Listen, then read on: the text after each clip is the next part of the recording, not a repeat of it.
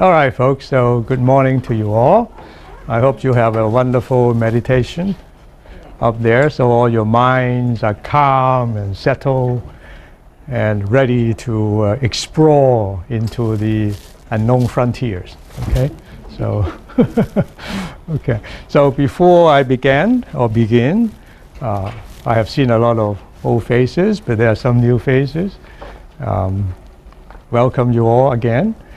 In case you don't know me, my name is Jesse Chong, and I do a lot of volunteer work in the temple and outside the temple in the community.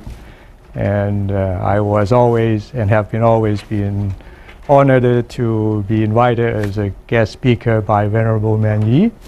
So I hope we will spend actually not even an hour, because I've stopped talking right at 12, because half an hour is supposed to be for you guys to discuss.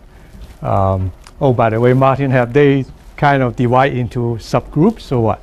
It's a fluid situation. Oh, I see.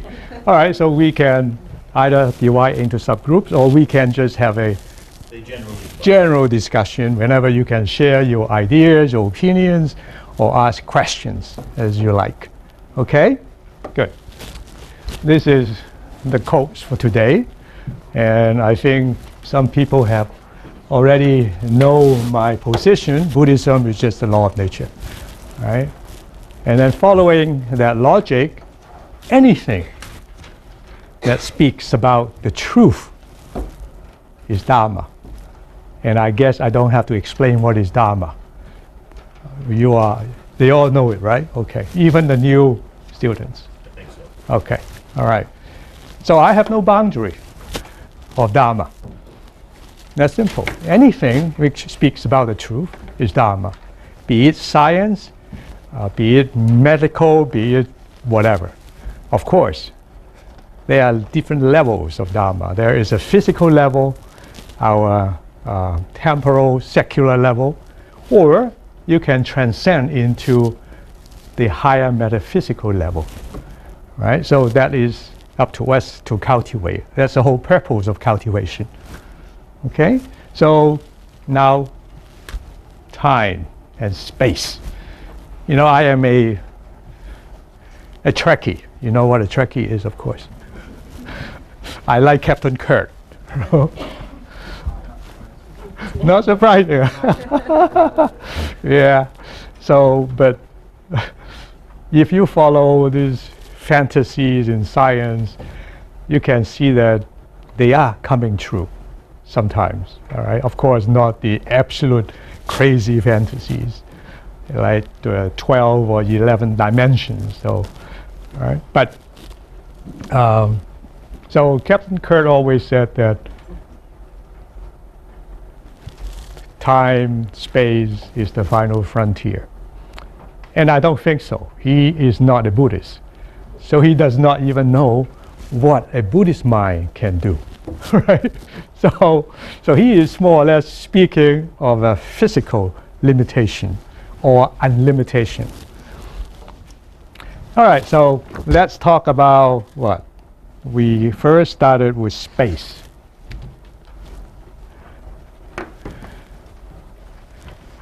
How much space do we really need to live? Have we ever thought about that?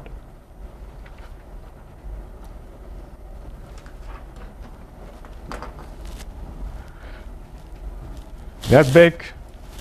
That small? Or as much as we can grab? If we are talking about physical space, then of course we look at the whole universe, because that has also something to do with our mind. All right?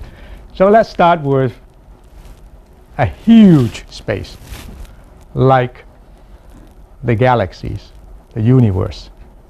I always equate the whole universe as my mind or your mind. You know why? Because in our mind or brain, we have roughly about 100 trillion galaxies. 100 trillion galaxies, all right? And 100 billion galaxies. So we have as much brain cell in our mind as the whole number of galaxies. It's all here. And I always like to equate the body as the number of stars in the whole universe. We have roughly about 100 trillion cells in the whole body. Of course, Martin may have more. I'm expanding it. He's going to take over my space, you know. And some of you ladies will have less. There's no doubt, okay? But averagely, we have 100 trillion cells. And that is the number of stars calculated approximately in the whole universe as we know it. All right? And this is our Milky Way. And this is, if I have pointed a little arrow there, that is our solar system, the sun. And it is at one little end of a spiral, right? And we are less than a dust. We are probably as minute as a many microns of a dust if you look at the whole system. Right? So while we think we need a lot of space, we actually are nothing in the whole scheme of things. All right?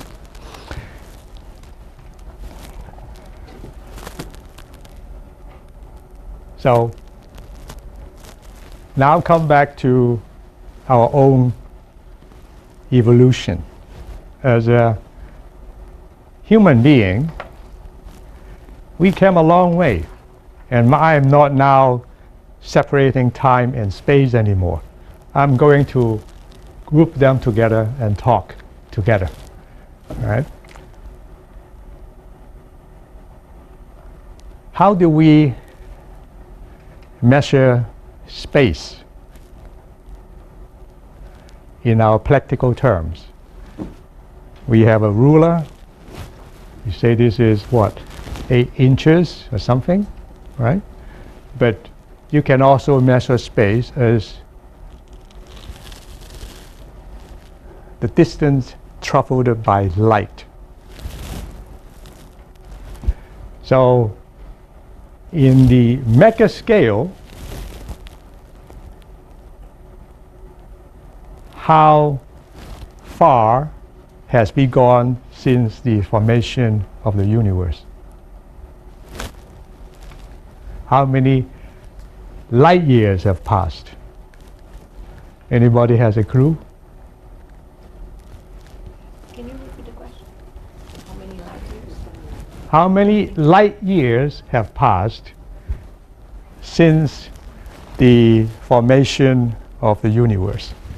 Like what is it, Stephen Hawking, he said Big Bangs, right? So since the first, no, not the first, since our current Big Bang, because according to science and according to Buddhism, this is not the first Big Bang. This is actually not even the second, not even the third. We have no idea how many. And Buddhism said that already. It's a huge, continuous, perpetual cycle. Big bangs and big bangs and big bangs. Right? Of course, after each big bang, there will be a big crunch. But I'm not going to talk about that. Besides the topic of the day. All right. So my question was, how many light years have passed since our current Big Bang? So it's been approximately 13.9 billion years. Yep, excellent. So, Wow, Martin. yeah. So it was 13.7, and then they now upgraded to 13.8, but it's close 13.9. Yeah, it doesn't matter. The rest of us were thinking, well, how does that translate into light years? We were trying to figure out the amount of light years instead Oh, of okay. years. You got a question. What years is distance? All right. Now, yeah, the light years, okay, is light travel in a year. That is as far as our universe. What lies beyond that, we have no idea. We don't even know. We can't even reach the boundary of this, right? Not with anything that we can observe. So there may be another universe besides our own.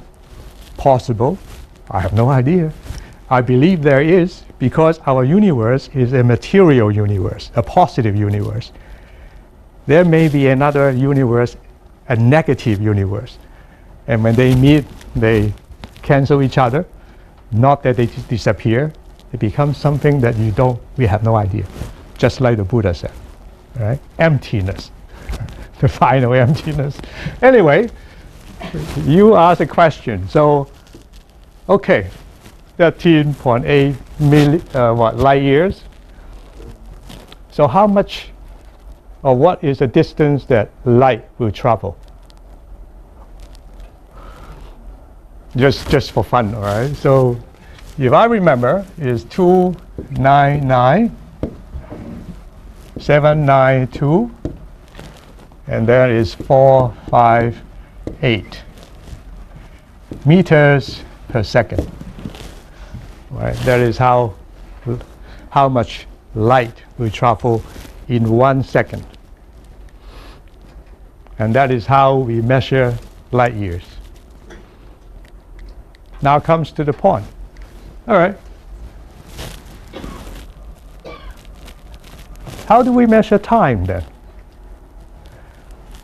What? Look at the clock? No.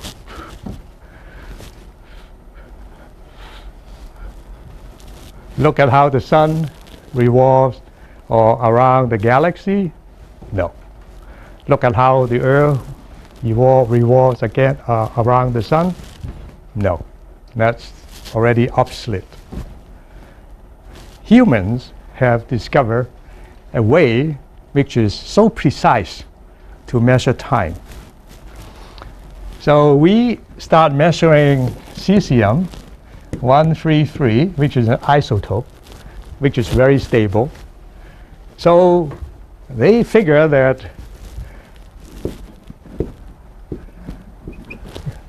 what is it? 91 billion times of vibration of an atomic of cesium. When they vibrate that much, 9 billion, that is a second. So that is defined as a second. All right, and that's why people can make things so accurate these days, GPS. And again, humans can use technology to destroy. And that's exactly what we made our missiles and bombs and whatnot, all right, for destructive purpose. So things are always good and bad, depends how you use it.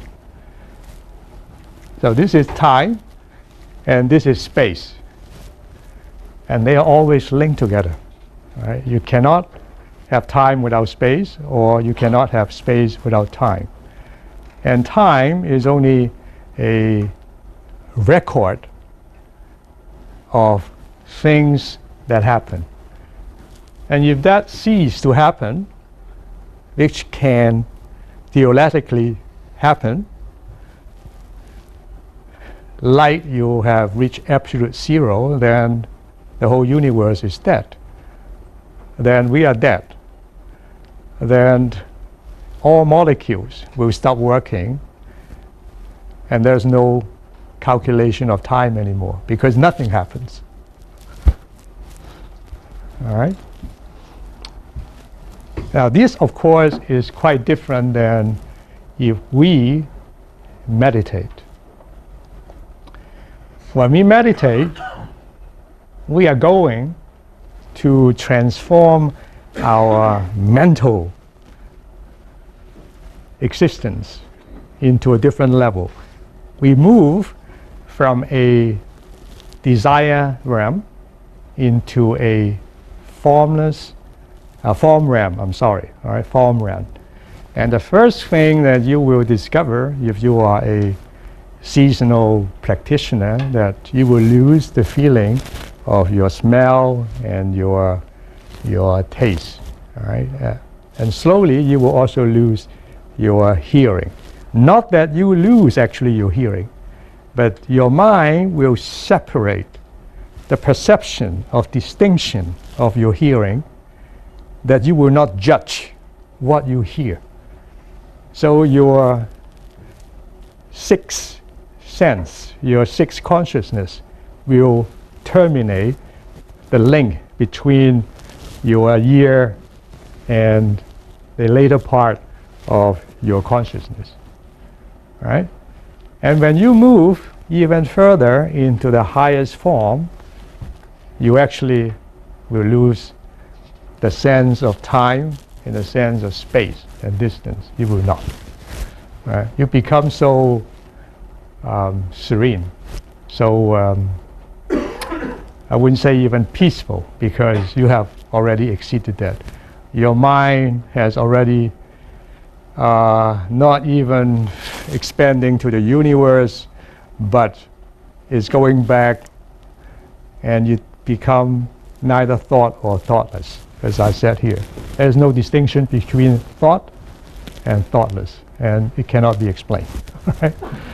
And the Dalai Lama actually and his followers are cooperating a lot in this respect with scientists to find out what exactly happened to the mind in that instance. Right? Okay, so now we cover already the first few paragraphs. The book that Venerable Man Yi suggests us to read, I hope you all have read it. Have you?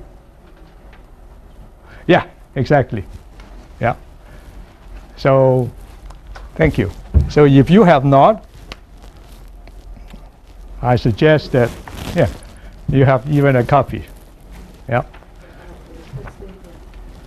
Yep. The Buddhist perspective on time and space. And they have a series of pamphlets, and this one is pamphlet number 35. All right, and actually you can go to the, the BLIA publishing. Yeah, I'll put it up. Yeah, that would be excellent. And then there are lists of topics and items, and you can just click and this will come out. And there are more booklets, but this one is number 35. Okay? And Master Xing actually identify space and classify them into two sections. One is what I just told you, external, all right? External space. The space that we are so interested in, because we are just normal people, right? We always want a bigger house. We want a bigger car. We want a bigger office. We want a bigger pie, that sometimes more than we can eat. I like pie. You do? I thought you like chocolate. Oh, I More. pie. That way it's the best of both worlds. Wow. Chocolate and pie. Okay. He wants to have both. All right. So we always want more. But at the end of the day, all we really sleep on is a bed, right? And when we die,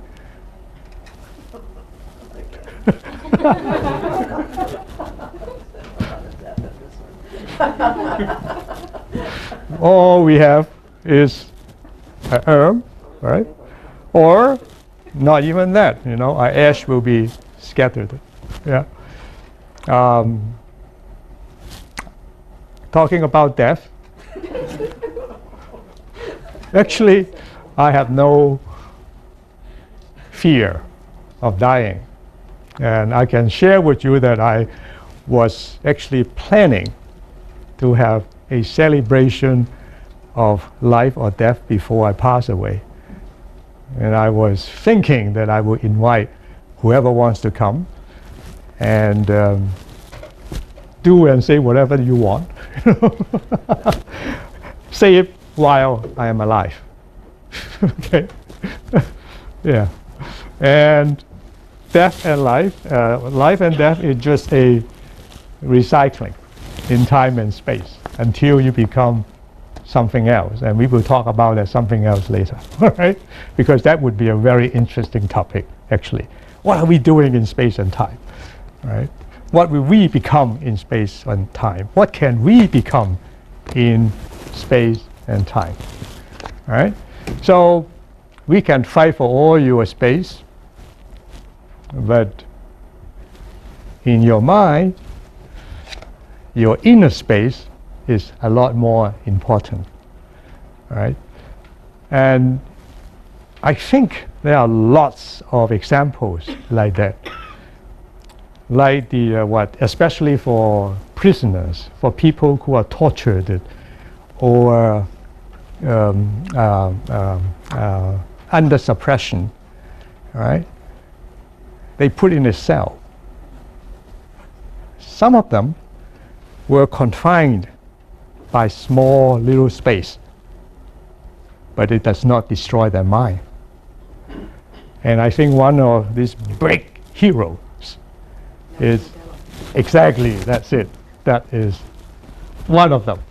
He is such an admirable guy. His mind has transcended the space and the time, all right? He can actually stay in that prison for all these years and do something about it, and yet still achieve the purpose that he was originally aimed for. All right? So that is excellent. Now, time and space, again, can we go back in time? No. The Star Wars we can. Even in Star Wars, you cannot. They had never go back in time. No, I don't believe that we can, because the past is only a record. All right, it's gone. And so far, according to science and Buddhism, it's the same. Right? You cannot go back in time, nor can you go to future. So if you see this little graph, I think that was something that I dream of, may be helpful. So this is the present.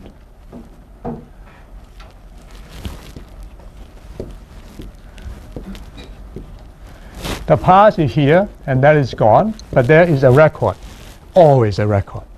This record cannot be erased.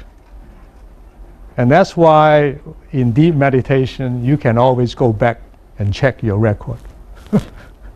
Or you can check up somebody's record if you are Buddha. Okay? The more you are pure, you are purified, the longer you can go back. And I believe that. Not only I believe that, I know it is. And there is also a book called Life Before Life, written by I think a Virginia PhD, and he is a child psychology. And there are, I think, a few hundred cases that little guys below, under 10 years, they were able to recall their past life. And these psychologists were so amazed. He was not a Buddhist, by the way, all right? He was only documenting what the finding was. So he took extra step. He verified their findings, and he just couldn't explain it. Right? These kids were able to recall exactly what happened only in their last life, not in their last life, right? And the funny thing is that when they grew into about 10 years or 8 years, the door is shut. They don't have the key to open it anymore. They forgot, all right? And again, for us, why we can recall, I have a simple explanation. Our mind, current mind, is a very small, has very small, like a CPU, has, like a computer, has very limited gigabytes, right? And we are not able to handle all the past huge information, right? But as you practice, your mind expands in space and time, and your gigabyte becomes larger and larger and larger. And that's why you will be able to recall the records, all right? Otherwise, you will crush. Simple as that. Okay, so, all right, so this is present, and those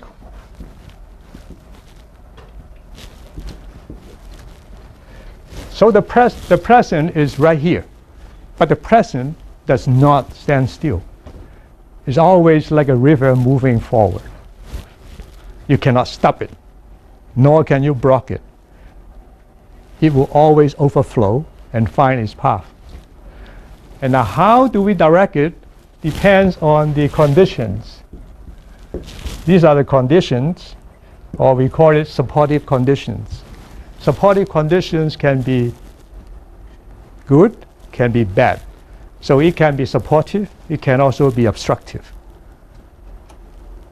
Right? So you will have to see through this, make your decision, and choose one. And that is your future. That is our future.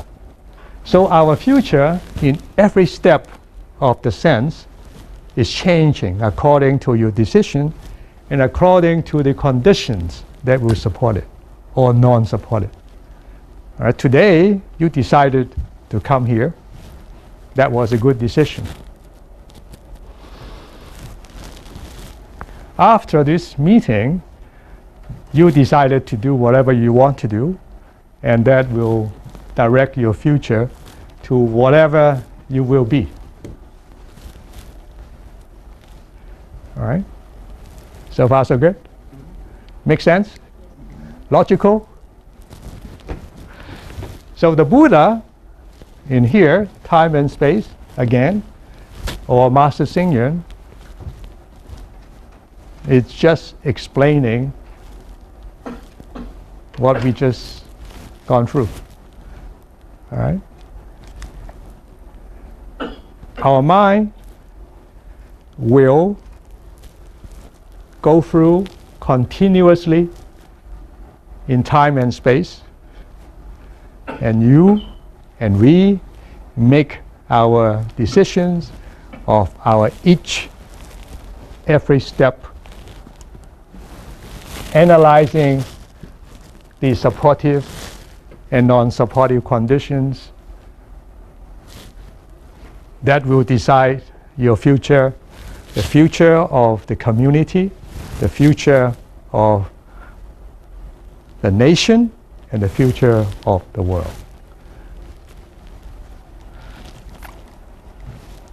Right? Any dispute or any other ideas? Any suggestions? If not, let's go and see what else we can talk. All right? Okay, time and space. Oh, yeah. Okay, so another interesting thing is, so 13.8 billion years, the universe expands. The Milky Way, I just want to share with you some of this interesting time and space data, all right? Because without them, we look only up front here, so narrow. But if you free your mind up, jump out of the box, you see things a little bit differently. All right. Okay. So that is the formation of the universe, the first Big Bang. And 10 billion years ago, all right, so this is always negative, all right, ago, the Milky Way is formed. Okay. 4.7 billion years ago, Earth, or the solar system is formed, or Earth is formed. Solar system or Earth is formed. Now, life is about 3.7 billion years ago. Life started to evolve on Earth. Now, when do we separate ourselves, our ancestors, from the chimpanzees? Any idea when? About 3 million years ago. A little bit longer, not bad. 6 million years. We have a mutation and then we part ways. Now, another question. When do we think we start walking upright? We call it the Homo erectus. Not even modern man, just, like apes. They start walking upright, 2 feet.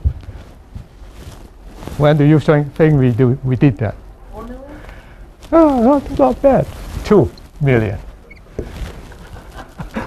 It's just 2 million. No, 2 million years. It's nothing. Now, Now, another question that actually relates to us. We are all Homo sapiens, right? The modern man, so to speak.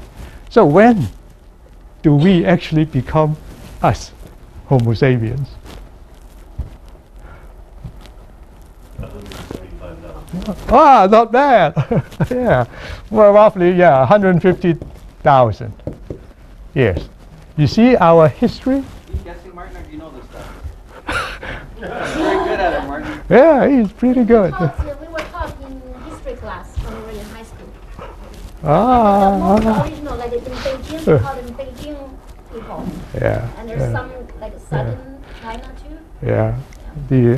They have many old bones that they dig up. You're saying we're all made in China? No.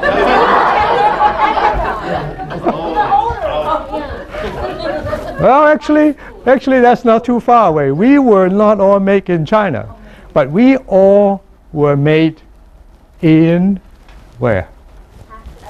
Yes. Yeah. That is 80,000 years ago. We started to walk out from Africa. So we all originated from Africa. And I even know the route they took. All right. They spread. Because of DNAs, we were able to trace the routes of our ancestors. So only 80,000 years we start walking out. And Buddha, when was he born? Huh? Yeah, 26,000 years ago. 2,600 years ago. Yeah, that was Buddha. His original nature may have been 26,000 years ago. Yeah, that's right. However, one thing I like to inject into our mind is that, yes, Buddha was born then. But who knows? He might have lived in other planets. He might have already born somewhere else. I have no idea. And I'm not going to speculate. All right? I only know that he was born in our samsara there, and that's what we are talking today. But if you follow this route, you know that we came a long way. All right? We also know that all our intelligence, our understanding depends on the evolution of this. All our, so to speak, afflictions, defilements were all built because of here. You see, how many lives and lifetimes have you or us and we gone through, right? And this is complexity. Now we are living in a dual or duality world. Everything is dual, including our life. You dig up all the oil from the ground, which took millions of years, right? You break it up, you are actually going from complexity to simplicity. You're destroying it in a way. But our life also becomes much more complex. Now your spouse, your loved ones, your child can reach you anytime, right? Your company can send you faxes, emails. They can reach you any day, any second. And everybody, when you go out, especially the young ones, I see that you're not doing it. That's great.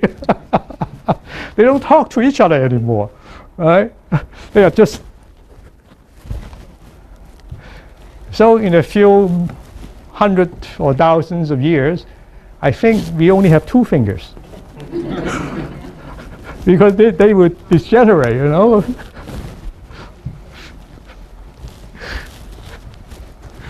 Yeah.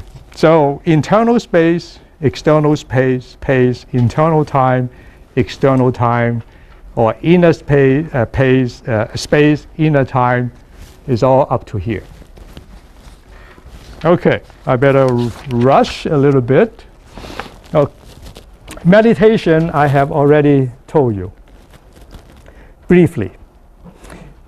Now, future space-time continuance.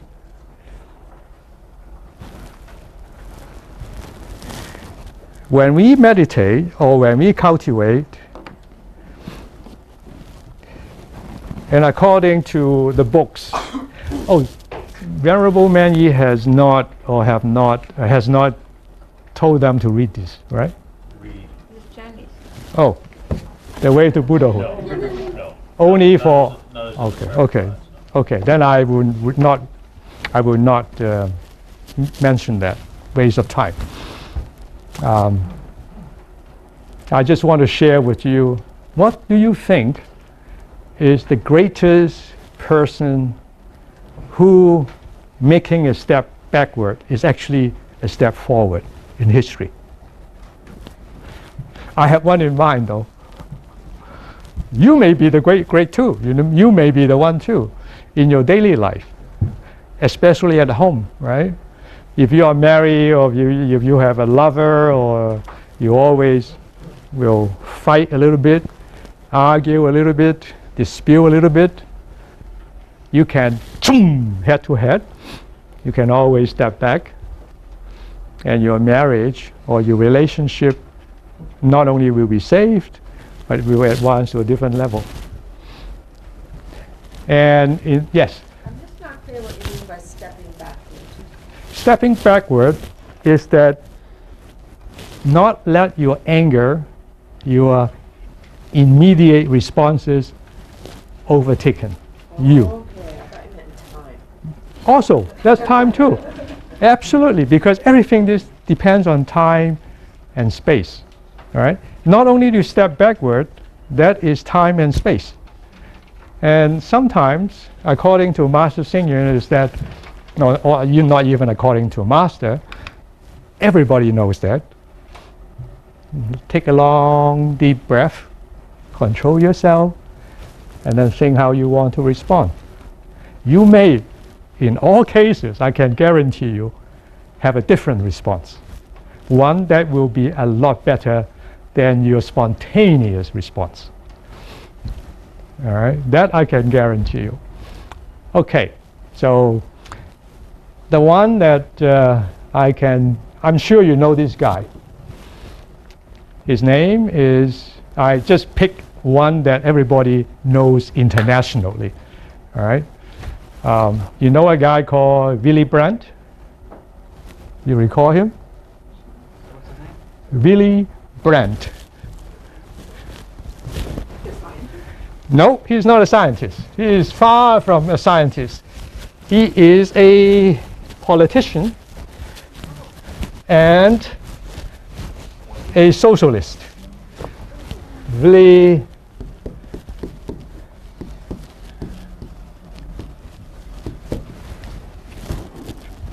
Where is he from? he's a German. What year? He was the chancellor in Germany in the late 60s and the early 70s. He went to Warsaw,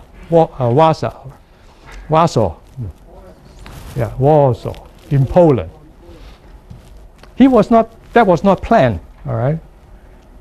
He visited and the monument to honor the Jews that were exterminated. And they call it the Warsaw Uprising. All right? And during that uprising, many people were killed, and the rest sent to ghetto, and then later on to the gas chamber.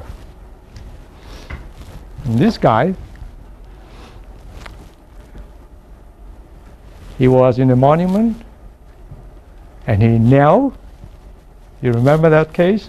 That was in if I recall, he did it in 1970.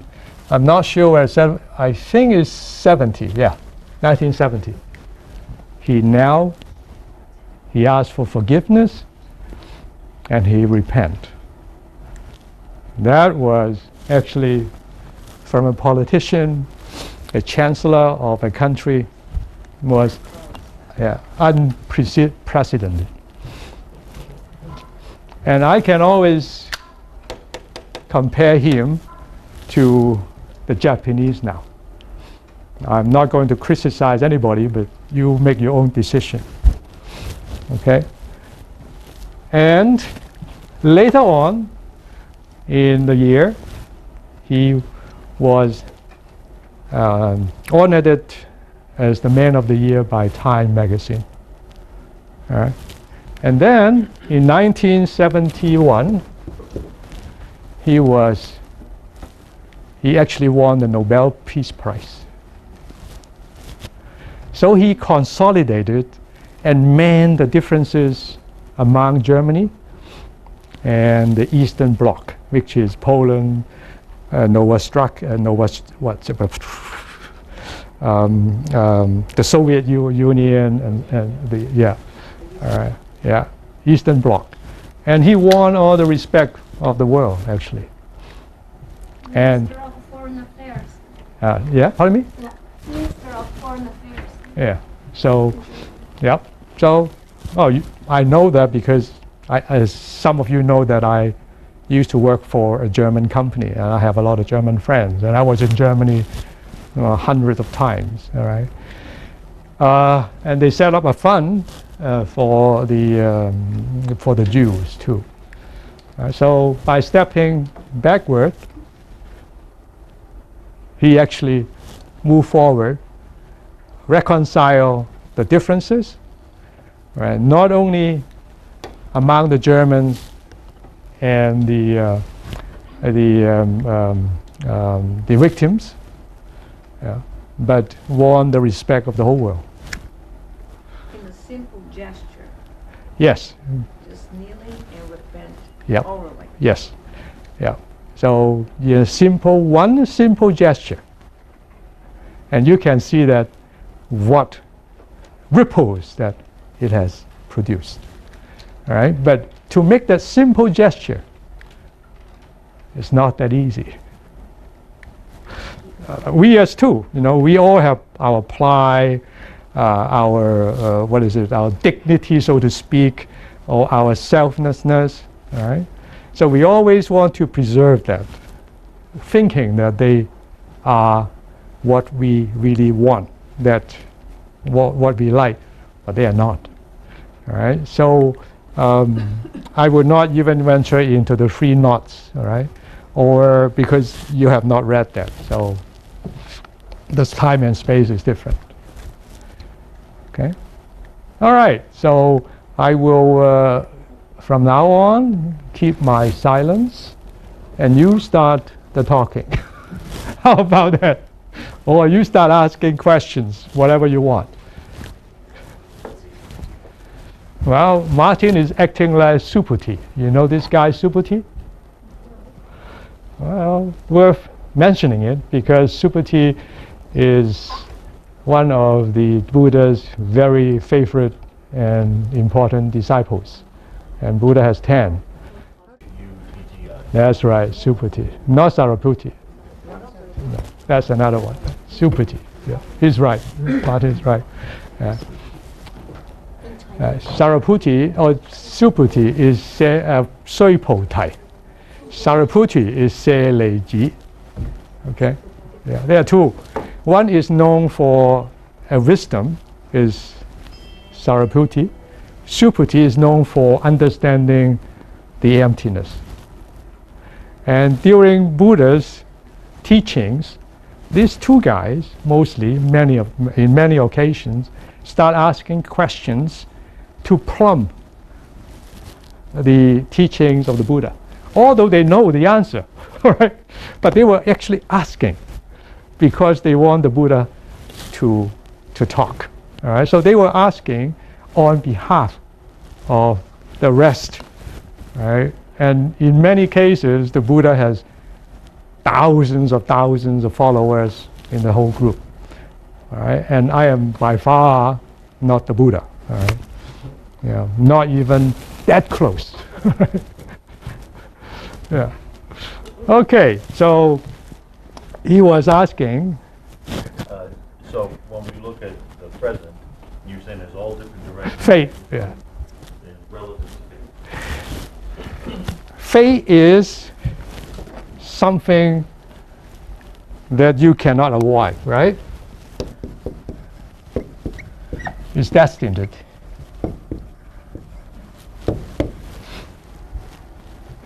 So if you are living a life of fate, your future is destined. No matter what you do, you cannot escape, nor you cannot direct it, nor can you change it.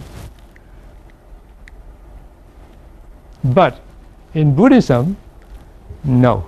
Actually, Buddhism is so much linked to science. Like the evolution of mankind, what can you think of? A man who had that theory. Yeah, Darwin. Darwin said that long time ago, right? Of course, after Buddha, that everything evolved and keep evolving because of conditions. That's it. And so are we. Actually, we are evolving much faster. In the last 1,000 years, our genes have changed so tremendously. You know why? Because of environment.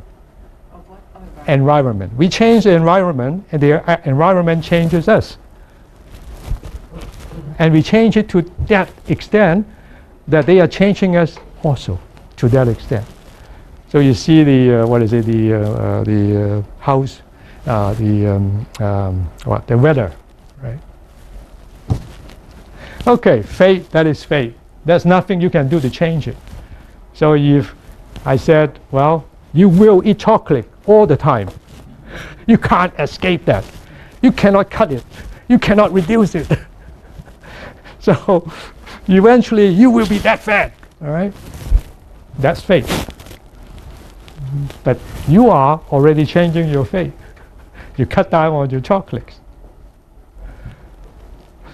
So in Buddhism, that word does not exist. Everything depends on conditions. And who create these conditions? Not God, not Buddha. What do you think? Who? Excellent, and we create these conditions. And some of these conditions you have created long time ago. You don't even know it. You are friendly to someone, you help someone, right? You interact with someone, and that someone comes back to help you out. These are conditions, right? Or not just human conditions. if you are bad, you will be reborn in a difficult country. That is your environmental condition, the world condition, right? So you can be born in Afghanistan, or if you are a dog, you can be born in China. You know? Or, yeah, but Yeah, but that's worse. yeah, but if you are a dog or cat, and if you are born here, you are so darn lucky. Look at the money, the billions of dollars they spend on cats and dogs. And sometimes, yeah, a cat or dog even inherit millions of dollars. Can you see? Right? Or you can be born as a dog somewhere in Darfur or Africa, which may be even worse than China, because in China, boom, and then you will reincarnate. So that dog fulfill the karma and move on, right? It's not that bad. But if you are a dog and born in Africa, nothing to eat, right? Or skin infections, and you may have to live and fight for your life for how many years before you pass on. So look at the conditions. They are so different. Or look at the conditions that you have now here versus somebody else around you. They're all different. And that all because of karma. So the karma makes the world go round, makes your life go round. Karma dictates your life because who creates karma? You do. We all do. I already did. I hope that by talking, I have created some good karma and good relations and affinity with you folks, right? All I believe is what I know, I pass on, although time is not that sufficient, otherwise we can talk a lot. So we created our own karma, and karma is between us, not ourselves. Is always between you, your partner, your counterparts, living or non-living. I can create karma with the world by polluting it or by preserving it. So we can be born in samsara, or you can be born in what? In the Pure Land. Time and space again. Yeah. So, in the teachings about karma, we say that once karma is created, it will have its effect. Yes. Destroy the effect once the action is taken. So, is that different from fate? It is different from fate because fate is Once your fate is set or once your karma is set, are those different things? okay. Fate is not due to your doing. Someone manipulates and controls it. That's fate. Right? Like God, for example. And I'm not debating whether that's bad or good. I'm just debating purely on the level of belief and doctrines. Right? God creates you according to their belief. Right? So everything you did or will do, He already knew before He created you, because He dictated your fate until He changes it. So who created heaven and hell according to Christianity? Of course, God. But by the same token, He can change it. Right? So He can say, okay, tomorrow there's no heaven and hell. It's up to Him. But in Buddhism, karma is a force. There is no karma until you act and do and speak something. And once you do that, that force will either have only two choices. It can only be dissipated because the opposite force have neutralized it. Or it can also be stored here, waiting for the right conditions. Right? So waiting for the right conditions is the storage of karma in your consciousness, in the deepest level, which is called the alaya level. We divided in Buddhism our consciousness into 8 different levels. Oh, by the way, in Buddha's time, it's only 6 levels. And later on, we tried to make it perfect, so we divided this, we add on the 2 more levels. So the last level is where all your seeds of karma are stored. And when the right conditions surface, then things will happen.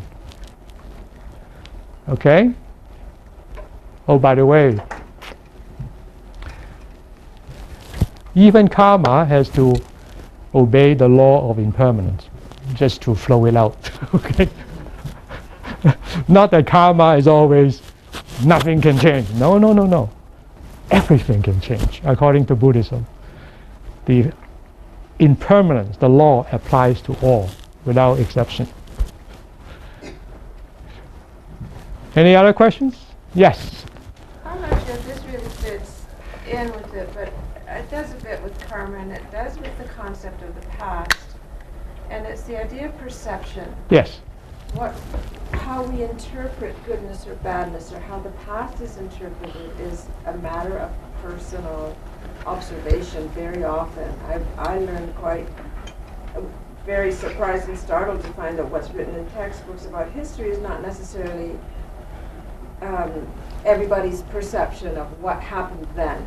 So it's just a thought that when I do something I might think is good, maybe somebody else thinks it's not so good. It's just, there's some gray True, lines. true. There are some gray areas, but these gray areas will not be actually making too important impact on the karma. Except, I have a very simple definition of karma. All right? My definition karma is that anything that is good for yourself and for others are wholesome. That's it. Anything that is bad for yourself and the others are unwholesome. Because at the end, you and the others are one. And you will remember we started with one. We started with this current universe 13.8 billion years ago. There is just oneness.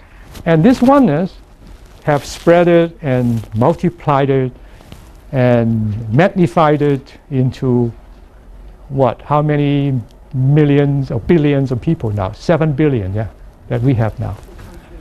Yeah, that is karma. All right. So if we are all, let's say, if we do not distinguish between you, me, I, all right, there is one thing called the universal consciousness or universal goodness. And that is, as I define, simple. Anything that is good to you and to others are wholesome. And the trick is that we're good. Unfortunately, we are not that good. If we are good, then I think the world is a much better one. And I can tell you a true story is that just last week, Greg were with me, and we have a group of disciples. They are all adults. They come from a church called United Church in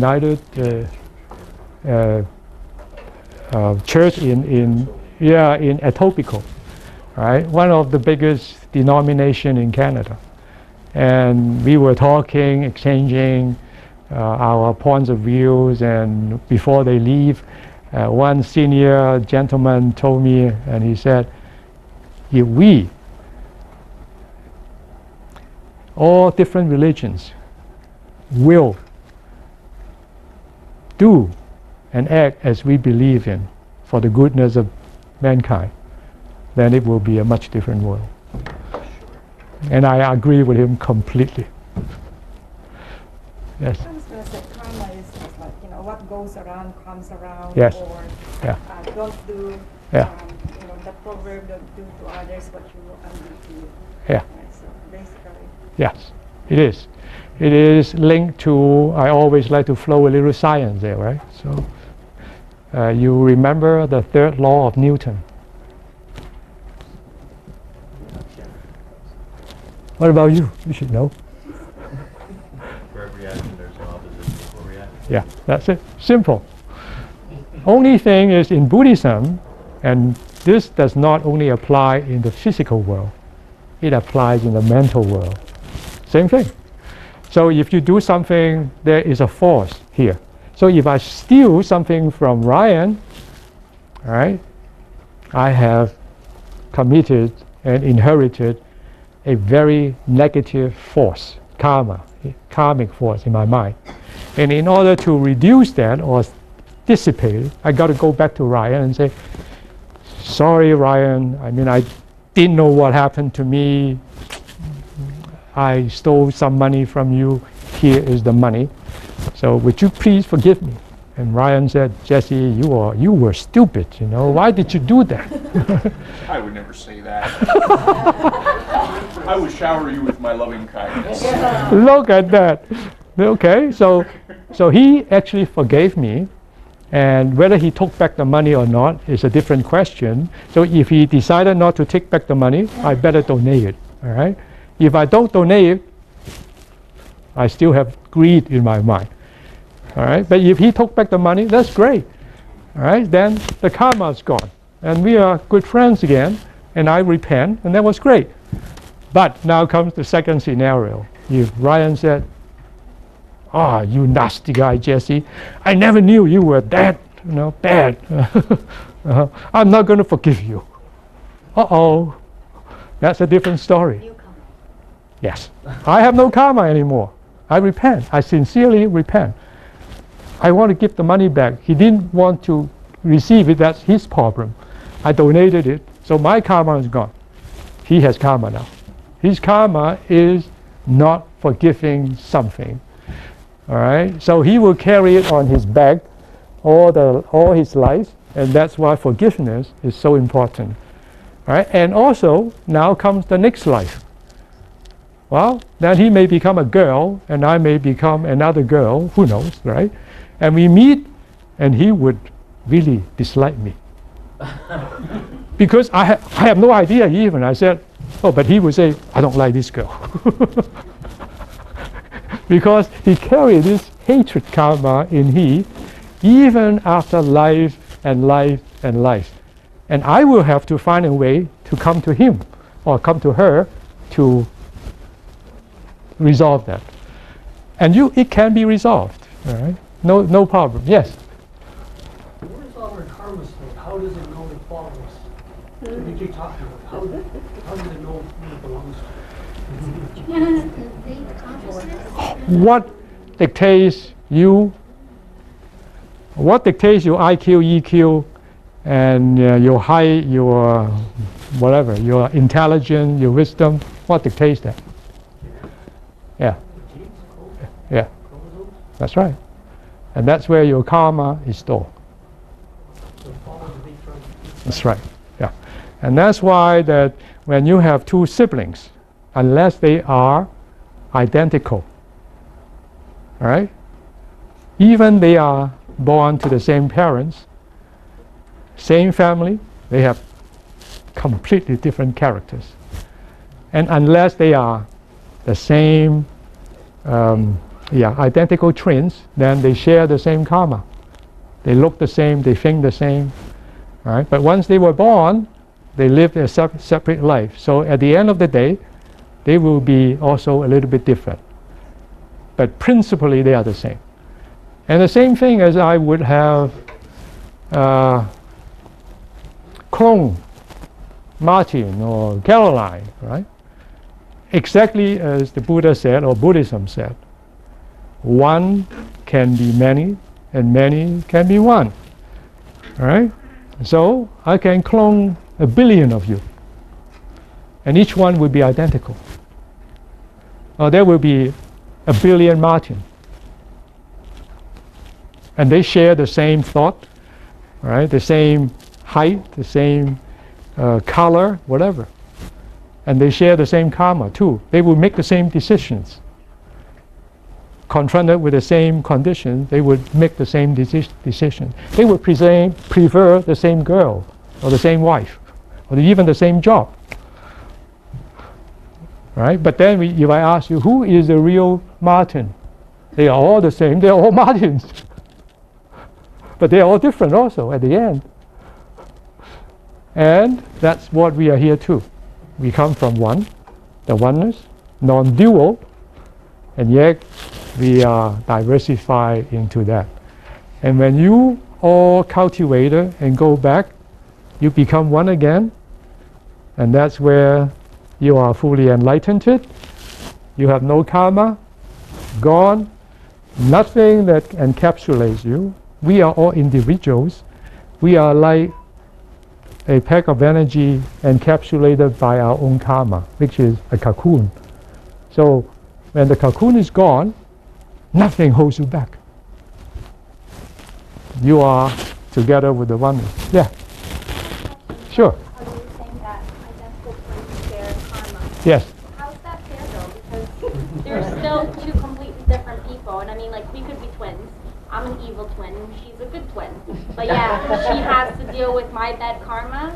But you are not identical twins. No, but if we were, I'm just saying, like. There were no identical twins that are not thinking or acting the same. And science has proven that, because they were a group. Actually, there were many studies. Twins were separated by whatever reason, by war or because of certain social systems, identical twins. And they grew up actually in total different countries, or in the same states, not same states, in different states of the same nation, like United States, all right? And they dig them up, and they compare their life. They compare their preference. They were more or less the same.